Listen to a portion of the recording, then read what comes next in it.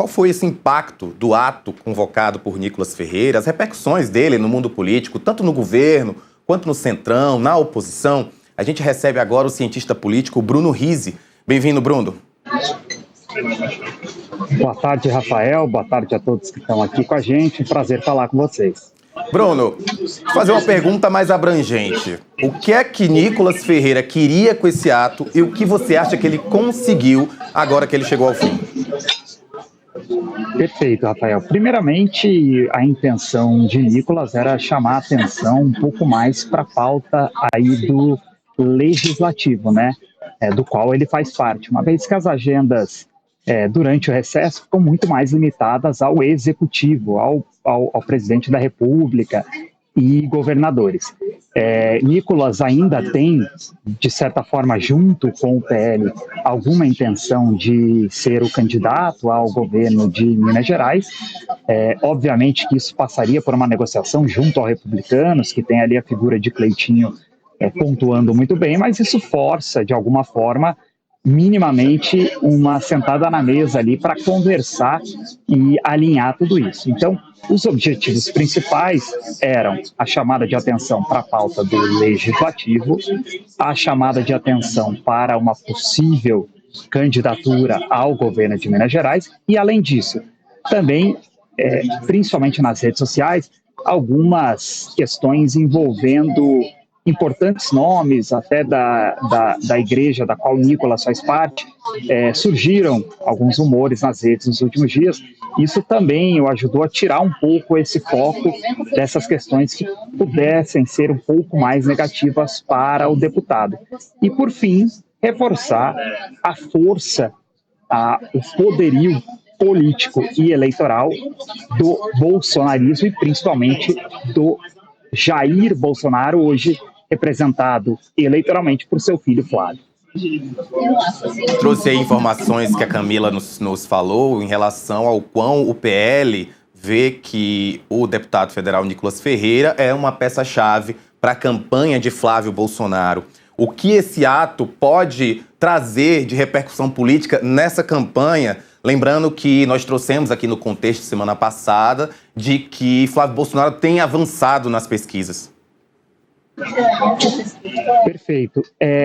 No momento que a gente vem de uma muito recente dúvida sobre um alinhamento da direita como um todo, da, digamos, centro-direita junto ao bolsonarismo, na dúvida ali envolvendo principalmente Tarcísio de Freitas, dos Republicanos, esse movimento de Nicolas Ferreira traz, por si só, a imagem real e a percepção real do eleitor de que o bolsonarismo e a figura de Bolsonaro ainda são muito fortes e são realmente os detentores dos votos e do apoio da direita no Brasil.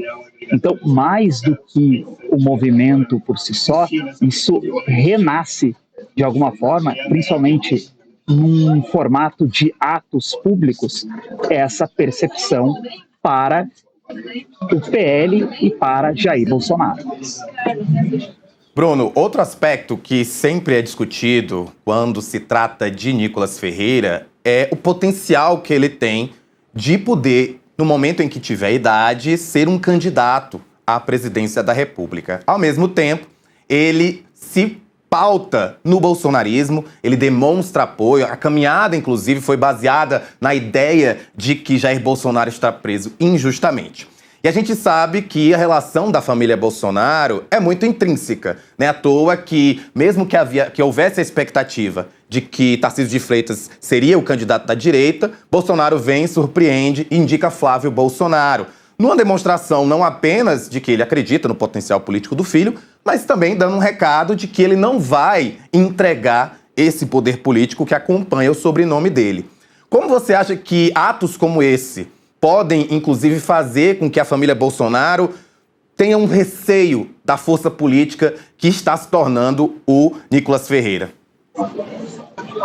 Perfeito, excelente ponto, Felipe. Eu acho que, primeiramente, isso que você trouxe é fato consumado, né? Nós aqui na Fato Inteligência Política, a gente trouxe já há um tempo a nossa percepção, até caminhando um pouco contra a percepção ali do que era o mercado financeiro, o agro, de que Tarcísio era candidato, sim ou sim.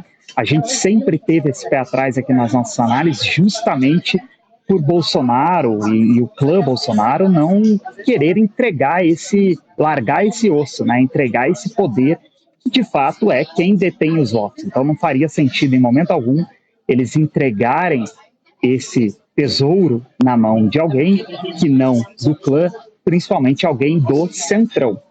Eu acho que quando a gente usa o exemplo do Tarcísio, ele tem algumas particularidades, né? Porque Tarcísio é um cara de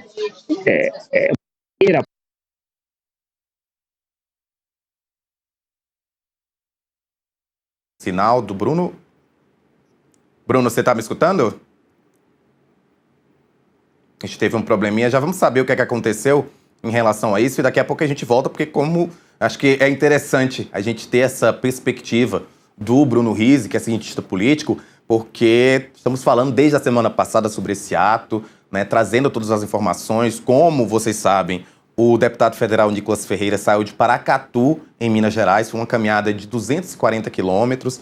A gente acompanhou, inclusive, durante um grande trecho, nossos repórteres foram até lá, estiveram ao lado dele, caminharam juntos, porque eu também quero informações do Bruno Rizzi, análises desse acidente. É óbvio que ninguém tem como prever um acidente como esse, e claro que, né, não temos como dizer que há um culpado, né, mas ao mesmo tempo a gente percebe que está sendo, sim, aproveitado pela oposição para trazer críticas. A própria Camila Xavier, nossa repórter, falou que o deputado federal Nicolas Ferreira foi cobrado por conta do discurso em que ele não citou os feridos, e a quantidade de feridos era muito grande. Então, o Nicolas Ferreira acabou fazendo essa visita depois, foi até o Hospital de Base, que é um hospital que fica aqui na região central de Brasília, onde foram levados alguns desses feridos. Então, a gente daqui a pouquinho vai ter essa reconexão com o Bruno Rizzi para que ele traga essa percepção não apenas desse cacife político que Nicolas Ferreira está montando em relação a isso, mas também sobre como